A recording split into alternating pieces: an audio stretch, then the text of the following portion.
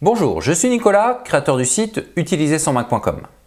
Dans cette vidéo, je vais vous montrer comment partager une connexion Internet avec votre Mac. Je sais que j'ai déjà réalisé une astuce montrant comment partager la connexion Internet de votre iPhone. Si vous êtes intéressé, vous avez un bouton quelque part ici et un lien dans la description de cette vidéo pour y accéder. Cependant, l'astuce actuelle n'est vraiment pas pareille et sera surtout utilisée pour des raisons totalement différentes de l'ancienne. Mais avant de commencer, je prends quelques secondes pour informer ceux d'entre vous qui désirent un maximum de renseignements sur leurs produits Apple. J'offre aux abonnés de ma newsletter des conseils exclusifs qui ne sont disponibles ni sur le site utiliser-son-mac.com ni sur la chaîne YouTube correspondante. Pour s'abonner, c'est gratuit et c'est en cliquant ici que ça se passe. Mais revenons à cette vidéo. Comme je vous l'ai dit, nous allons voir comment partager une connexion Internet avec votre Mac. Avant de commencer, je vais peut-être vous donner au moins une raison qui vous poussera à effectuer cela. Si vous avez une connexion Internet filaire, mais pas de Wi-Fi. Je sais que c'est rare, mais lors de déplacements, cela peut arriver. Dans de vieux hôtels par exemple, ou même dans des locations de vacances. Donc s'il n'y a pas de Wi-Fi, mais que vous devez connecter à Internet un iPad, en plus de votre Mac, qui lui sera connecté avec un câble Ethernet, qu'on appelle également RJ45, vous allez pouvoir vous servir de ce partage de connexion. Bon, je ne vais pas vous donner d'autres exemples, mais comme vous le voyez, même si ce n'est pas très récurrent, vous pouvez être susceptible d'utiliser de temps en temps ce partage.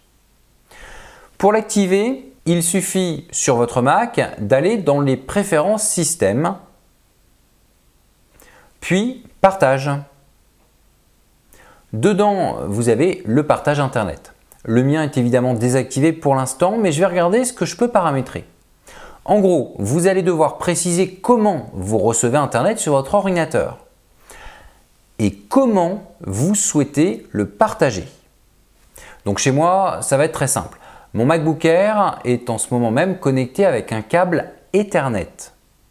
Et comme il n'y a pas de tel port sur ce type de Mac, j'utilise un adaptateur Thunderbolt vers Ethernet.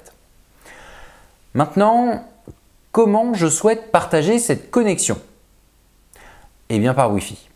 N'oubliez pas par contre ce petit bouton très important qui me permettra de protéger la connexion Wi-Fi que je suis sur le point de créer.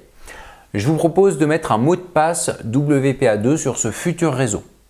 Et comme mot de passe, je vais mettre AZERTY1234. Bien sûr, ne mettez jamais un tel mot de passe, il est beaucoup trop facile à trouver, ce qui veut dire que des personnes que vous ne connaissez pas pourraient se retrouver sur votre réseau Wi-Fi. Mais bon, là c'est pour l'exemple, mon réseau ne durera que quelques minutes. Quoi qu'il en soit, une fois le mot de passe rentré, il n'y a plus qu'à démarrer ce partage Internet. Un message d'avertissement s'ouvrira et oui, je suis d'accord. Maintenant que c'est fait, il est important de noter que si vous éteignez votre Mac, la connexion ne sera plus partagée. C'est logique, mais je me dois de le spécifier. Et d'ailleurs, je parle de connexion, mais ce serait bien de vérifier si elle fonctionne. Donc, je passe sur mon iPad et je vais aller directement dans les réglages Wi-Fi. Et voici mon réseau Wi-Fi. Je le sélectionne. Je rentre le mot de passe.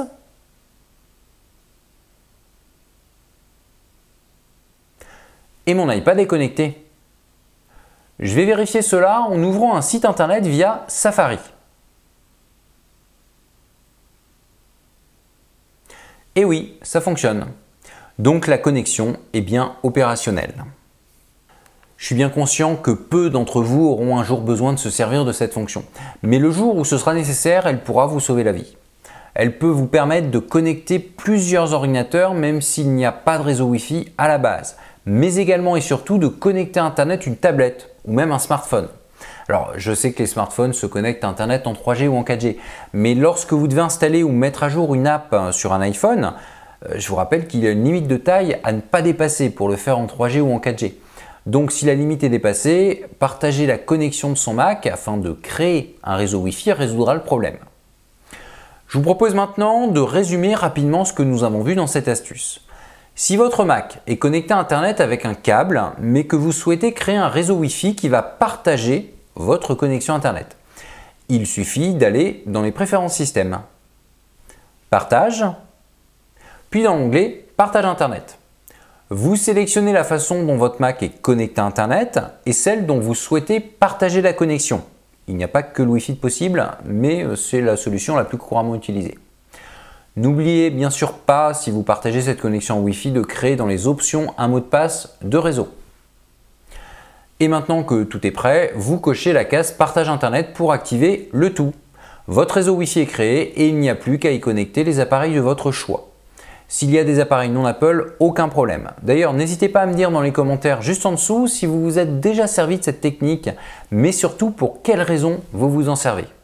Beaucoup d'utilisateurs partagent régulièrement la connexion Internet de leur iPhone, mais peu partagent celle de leur Mac. Donc cela m'intéresse d'avoir plus de détails sur les raisons qui vous poussent à le faire. Cette vidéo est finie. Si elle vous a semblé intéressante, vous cliquez sur le petit pouce vers le haut et vous la partagez à tous vos amis qui possèdent un Mac. Il est temps pour moi de vous donner rendez-vous pour une prochaine astuce. En attendant, vous pouvez me retrouver sur les réseaux sociaux, vous abonner à la newsletter, vous abonner à ma chaîne YouTube si vous regardez mes vidéos sur YouTube et aller sur le site utilisersonmac.com pour voir ou revoir d'anciennes astuces. Je vous dis à très bientôt.